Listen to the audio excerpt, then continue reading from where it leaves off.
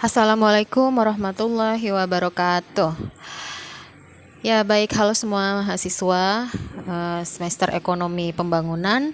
Kita sudah masuk kepada bab selanjutnya, yaitu mengenai model kontemporer pembangunan dan keterbelakangan. Bersama saya Ibu Sri Intan Purnama, SEMM. Baik, pada subpokok bahasan kita kali ini ada 4. Pertama, mengenai teori pertumbuhan baru. Teori ini juga disebut sebagai pertumbuhan endogen. Nah, kemudian akan dikritik juga teori ini. Kemudian yang kedua, mengenai keterbelakangan sebagai akibat dari kegagalan koordinasi. Nah, di sini melalui pendekatan pragmatis, equilibria jamak. Lalu pada subpokok bahasan yang ketiga, kita akan membahas mengenai pembangunan ekonomi model dorongan besar. Nah, ini juga atau disebut juga model grafis. Lalu yang keempat, kita akan membahas mengenai teori pembangunan ekonomi cincin O ya. Ini dari Kramer. Nah, kita masuk kepada subpokok bahasan yang pertama.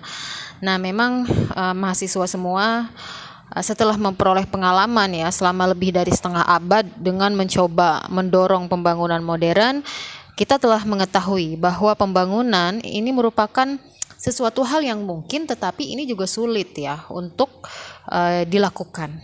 Nah, sehingga masih banyak teori-teori yang bermunculan sampai sekarang pun.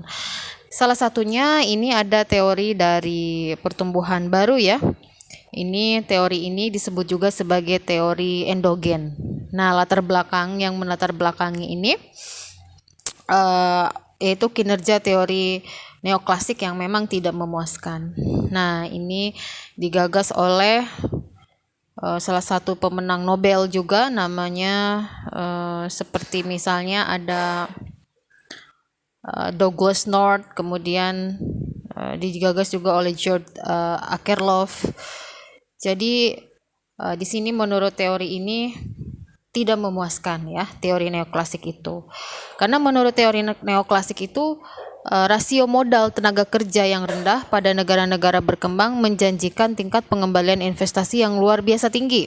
Nah, ini dibantah ya, karena menurut teori ini bahwa seperti IMF dan The World Bank ini karenanya informasi pasar bebas yang dibebankan pada negara-negara yang mempunyai banyak hutang kepada The World Bank dan IMF ini seharusnya ini memicu investasi yang tinggi ya, meningkatkan produktivitas dan meningkatkan standar kehidupan. Tetapi memang pada kenyataannya negara berkembang gagal ya. Oleh karena itu muncullah konsep teori pertumbuhan endogen atau endogenous growth atau teori pertumbuhan baru, new growth teori. Nah, kita next pada slide berikutnya. Pada teori pertumbuhan endogen ini di sana memang menyatakan bahwa pertumbuhan GNI yang persisten yang ditentukan oleh sistem yang mengatur proses produksi dan bukan oleh kekuatan-kekuatan di luar sistem berlawanan dengan teori neoklasik tradisional. Nah, model-model ini tuh menganggap bahwa pertumbuhan gross national income ini merupakan konsekuensi alamiah ya dari equilibrium jangka panjang. Motivasinya adalah untuk menjelaskan perbedaan tingkat pertumbuhan antara negara maupun faktor-faktor yang memberi proporsi lebih besar dalam pertumbuhan yang diobservasi. Jadi teori pertumbuhan endogen ini berupaya menjelaskan keberadaan skala hasil yang semakin meningkat dan pola pertumbuhan jangka panjang yang berbeda-beda antar negara. Dan karena teknologi masih memainkan peran penting dalam model ini, perubahan eksogen tidak diperlukan lagi untuk menjelaskan pertumbuhan jangka panjang. Perbedaan antara pertumbuhan endogen dengan teori neoklasik tradisional ini ada 3. Yang pertama, tidak terdapat kekuatan yang mengarahkan terciptanya persamaan tingkat pertumbuhan antar negara yang perekonomiannya itu tertutup. Kemudian yang kedua, tingkat pertumbuhan nasional tetap konstan dan berada antar negara, tergantung pada tingkat tabungan nasional dan tingkat teknologinya. Karena teori neoklasik memang di sana yang paling terkenal itu adalah teori model Harrod-Domar ya, di mana memang di sana menjelaskan bahwa investasi dan tabungan itu penting. Nah, pada teori endogen ini pun sebenarnya mereka masih memasukkan formula antara investasi dan model tabungan gitu ya. Jadi bahwa saving dan investment itu juga masih masuk di sini. Tetapi memang di sini lebih kepada dimasukkan tingkat teknologinya. Jadi memasukkan lagi teknologinya ya. Kemudian yang ketiga, ini tidak terdapat kecenderungan bahwa tingkat pendapatan per kapita di negara-negara yang miskin modal akan menyamai tingkat pendapatan per kapita di negara-negara kaya. Meskipun tingkat pertumbuhan tabungan dan tingkat pertumbuhan populasinya ini serupa. Nah, konsekuensi serius dari fakta-fakta ini adalah bahwa ini akan terjadi resesi ya. Resesi itu di mana disinilah yang melebarnya jurang pendapatan yang memang permanen ya di dalam negara tersebut dan negara-negara lain yang lebih kaya. Nah, solusinya apa? Solusinya yang ditawarkan pada model ini adalah investasi komplementer atau complementary investment. Di antaranya apa investasi komplementer itu? Di sana ada SDM dari segi pendidikan ya, kemudian dari segi infrastrukturnya, riset dan pengembangan R&D-nya ya.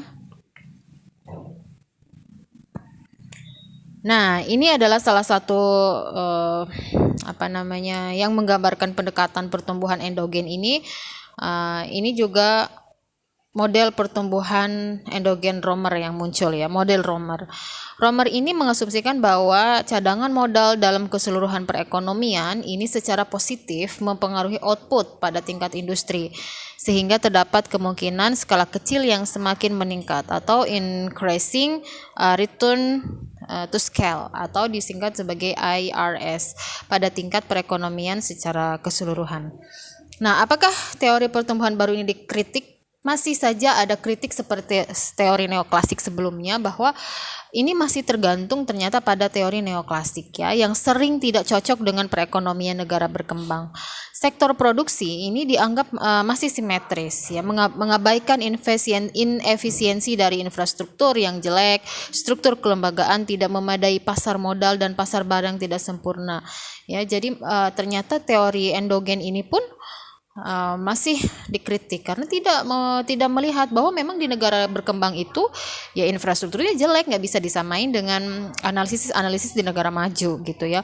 Lalu ada lagi struktur kelembagaannya, pasar modalnya juga ya, dan pasar barangnya yang tidak sempurna. Jadi ini mengenakan semuanya teori ini sangat terbatas. Oke, kita next pada sub pokok bahasan yang kedua. Ini menggambarkan mengenai keterbelakangan sebagai akibat kegagalan koordinasi. Nah, ada memang beberapa teori yang menerjemahkan bahwa kegagalan koordinasi ini adalah sebuah kondisi ya, di mana ketidakmampuan berbagai lembaga atau agents untuk mengkoordinasikan perilaku atau tindakannya atau pilihannya akan memberikan hasil equilibrium yang mengakibatkan semua lembaga tersebut berada dalam kondisi yang lebih buruk daripada situasi alternatifnya, yang juga merupakan sebuah equilibrium.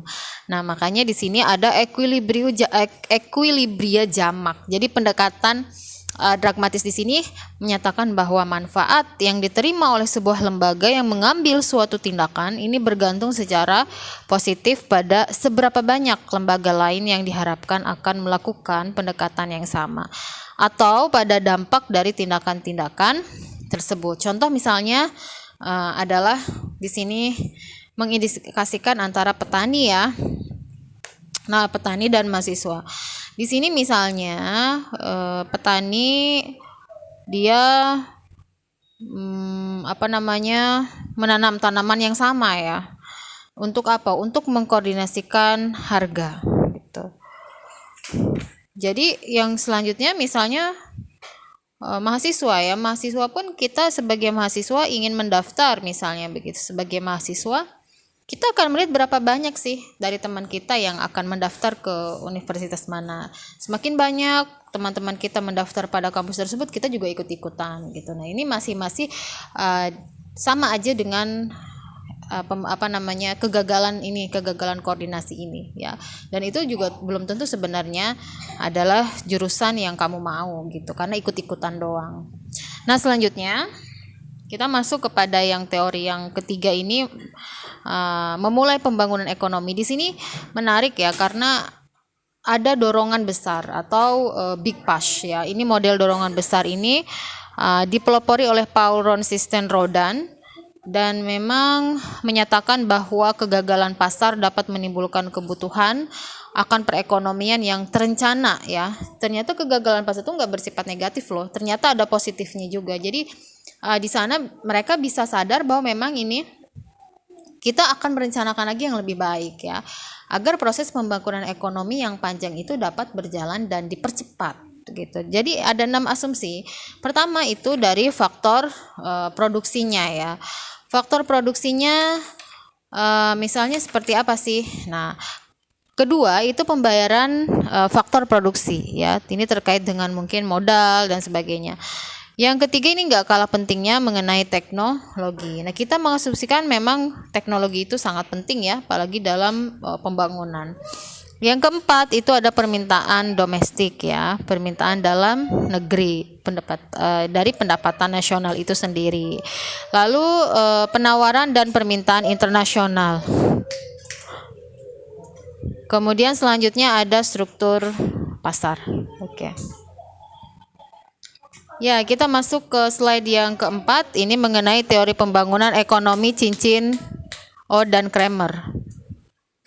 Model cincin O ini terjadi pada tahun 1990-an. Ini caranya membuat model produksi dengan komplementaritas antar input yang kuat. Teori ini mempunyai implikasi. Yang pertama, itu perusahaan cenderung untuk memperkerjakan kekayaan yang mempunyai keterampilan karyawan yang mempunyai keterampilan yang serupa ya untuk melakukan tugas-tugas mereka. Kemudian yang kedua, ternyata cenderung juga pekerja itu melakukan tugas yang sama yang mempunyai keterampilan yang tinggi. Upahnya juga akan tinggi dibandingkan dengan rekannya yang mempunyai keterampilan rendah. Kemudian upahnya juga akan jauh lebih tinggi ya di negara maju. Kemudian pekerja akan meningkatkan keterampilan. Yang kelima, terjebak pada kualitas produksi yang rendah yang meliputi seluruh perekonomian. Dan efek cincin O ini memperbesar dampak kemandegan atau bottleneck produksi lokal, karena kemandegan seperti itu mempunyai efek berganda pada produksi lain. Kemudian yang ketujuh adalah kemandegan mengurangi insentif pekerja untuk berinvestasi dalam meningkatkan keterampilan. Ya, baik mahasiswa. Jadi dari teori-teori ini pun masih terus kita mempelajari terjadinya pembangunan ekonomi secara keseluruhan ya, sampai dengan model cincin O ini. Apa yang bisa menjadi kesimpulan? Nah, ini poin pentingnya ini bukan pada pemikiran bahwa orang tetap melakukan hal-hal yang tidak efisien. Ini bukanlah hal yang sangat mengejutkan ya. Poin yang lebih dalam lagi ini adalah bahwa orang tetap melakukan hal yang tidak efisien karena dianggap rasional dan tetap dianggap rasional sepanjang orang lain juga melakukannya. Ini bisa menimbulkan masalah fundamental berupa kegagalan koordinasi. Terkadang perusahaan dan lembaga ekonomi lainnya mampu berkoordinasi untuk mencapai equilibrium yang lebih baik atas kepemilikan mereka. Namun dalam banyak kasus, mahasiswa semua, kebijakan dan bantuan pemerintah ini tetap akan dibutuhkan untuk mengatasi dampak dari lingkaran setan keterbelakangan ya. Tujuan teori pembangunan ekonomi ini tidak hanya untuk memahami keterbelakangan, namun juga untuk merancang kebijakan yang efektif guna menanganinya. Analisis masalah kegagalan koordinasi dalam bab ini menawarkan sejumlah pelajaran penting yang menyeluruh untuk pembuatan kebijakan. Nah, namun analisis tersebut bukanlah pelajaran yang sederhana dengan penerapan yang mudah dan bahkan bagaikan pedang bermata dua. Artinya apa? Artinya di satu pihak analisis yang menunjukkan potensi terjadinya kegagalan pasar, terutama yang mempunyai prospek keberhasilan pembangunan ekonomi, adalah lebih luas dan lebih dalam daripada yang telah dipahami sebelumnya. Tidak seperti kecilnya kerugian sepertiga beban baku ya, atau do like Triangles losses yang disajikan dalam analisis ekonomi konvensional tentang monopoli, eksternalitas populasi, dan kegagalan pasar yang lain. Masalah kegagalan koordinasi ini pun dapat menimbulkan efek yang jauh lebih jangkauannya dan sebagai konsekuensinya lebih mahal. Nah, seperti itu ya. Jadi kegagalan pemerintah bisa gagal nggak dalam membuat kebijakan? Bisa ya. Ini juga nyata ya. Namun kontribusi sektor publik dan swasta terhadap pembangunan juga merupakan hal yang vital. Oleh karena itu kita harus bekerja membangun institusi yang mendorong para pelaku di dalam sektor publik dan juga swasta. Untuk apa? Untuk bekerja sama ya, secara langsung maupun tidak langsung. Sedemikian rupa sehingga dapat menciptakan kondisi yang dibutuhkan untuk mematahkan jebakan kemiskinan. Jadi untuk mencapai tujuan ini, komunitas internasional juga mempunyai peran penting ya, yaitu memberikan gagasan model, teori ya. Ini untuk sebagai katalitas perubahan dan juga menyediakan dana yang dibutuhkan. Jadi singkatnya nih, kalau kontribusi model-model baru pembangunan yang dibahas dalam bab ini mencakup pemahaman yang lebih baik ya terhadap berbagai penyebab dan efek jebakan kemiskinan yang diperoleh dengan memberi penekanan yang lebih rinci terhadap peran jenis-jenis komplementaritas strategis yang berbeda ya, menjelaskan peran ekspektasi, menyoroti cakupan potensial intervensi mendalam, dan juga tidak kalah pentingnya adalah memperbaiki pemahaman kita tentang potensi peran pemerintah dan kendala terhadap efektivitas peran tersebut, yaitu ketika pemerintah sendiri merupakan pemain di dalam sebuah jebakan keterbelakangan. Nah, akhirnya pendekatan baru ini bisa lebih jernih ya, menunjukkan potensi kontribusi yang sesungguhnya. Baik, sesampainya seperti itu saja dari Ibu. Semoga kalian bisa memahaminya. Terima kasih. Wassalamualaikum warahmatullahi wabarakatuh.